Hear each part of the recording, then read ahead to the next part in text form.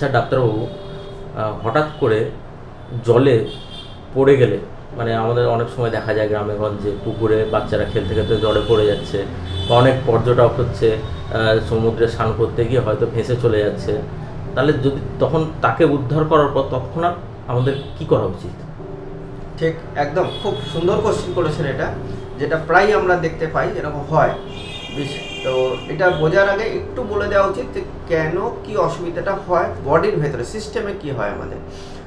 যখনই কেউ ডুবে গেল, ধরলাম ডুবে গেল বা ড্রাউনিং যেটাকে ইংরেজিতে বলি, তখন কি হয়, সাধারণভাবে আমাদের এখানে ট্র্যাকিয়া বলে যেটা থাকে, মানে প্রথমেই শ্বাসনালী, সেটা একটা স্প্যাজম হয়, মানে চোখড হয়ে যায়। কেন হয়? বডি নিজেই করে নেয় যাতে করে বাইরে থেকে কোনো রকম জল না ঢুকতে পারে, কিন্তু সেটা সবসময় অতক্ষণ থাকে না, একটুখানি পরে আবার একটা ছেড়েও যায়। কিন্তু যদি একটু বেশিক্ষণ থাকে তাতে কিন্তু একটা হার্ট অ্যাটাক হওয়ার চান্স থাকে। হবেই তার মানে না, হতে পারে। সেটা হলে অনেক সময় জলে পড়ে গেল, তারপর মরে গেল। হঠাৎ করে একটা সে ভয় ভীতি এতে একটা কাজ করে শরীরের ভেতরে, তাতে এরকম হয়। এছাড়া বড় কথা হচ্ছে কিছুক্ষণ পরে যখন ওটা ছেড়ে যায়, তখন যারা যে পড়ে গেছে জলে, সে তো চেষ্টা করবে অক্সিজেন নিতে পারছে না, তখন কিন্তু ভেতরে জল ঢুকে যায়। এবং জল নানা প্রকার হতে পারে, এমনি মিষ্টি জল হতে পারে, পুকুরের জল হতে পারে, বা নোনা জলও হতে পারে, হতেই পারে। সেই জলটা যখন ভেতরে ঢুকে যাচ্ছে, দিয়ে একদম আমাদের লাঙের ভেতরে তো আস্তে আস্তে আস্তে আস্তে ছোটো ছোটো প্রকোষ্ঠ মতন আছে, অ্যালভিওলাস বলি আমরা, তো তার মধ্যে ঢুকে যায় জলটা। এবং সঙ্গে সঙ্গে কিছু বালিও ঢুকে যেতে পারে যদি লবণাক্ত হয়, আর যদি বালি পুকুর বা এইসব জায়গা হয়, কাদামাটিও ঢুকে যেতে পারে। মুশকিলটা কোথায় হয় জানেন তো?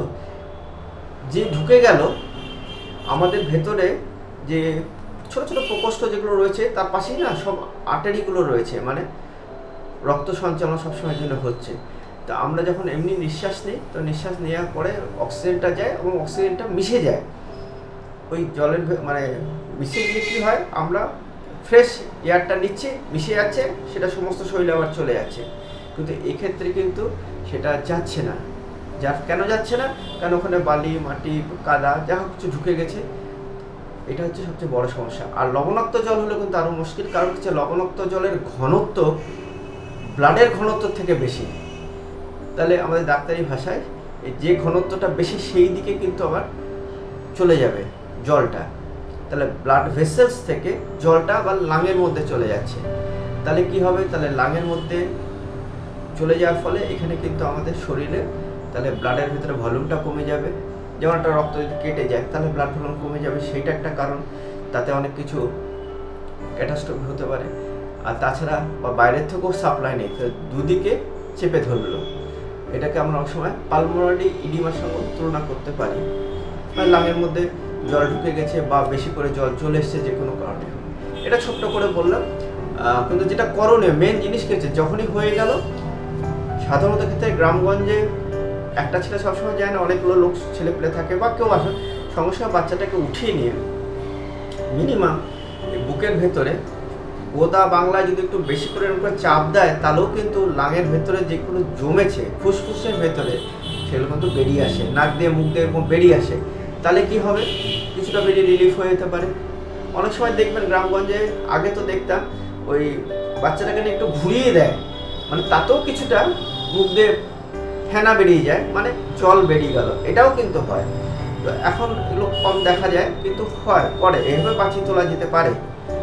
কিন্তু সবচেয়ে ভালো হচ্ছে সময় বেশি অতিবাহিত না করে দু একবারের ওর টিপে যদি কিছু জল বেরিয়ে গেল ভালো।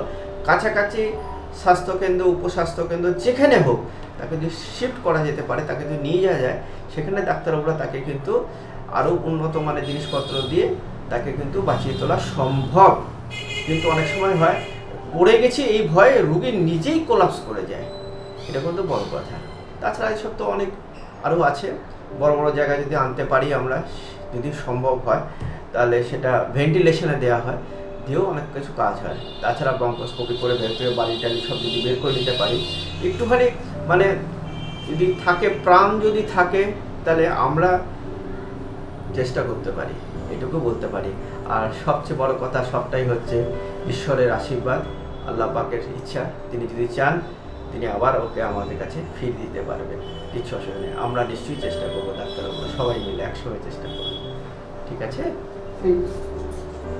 ধন্যবাদ স্যার।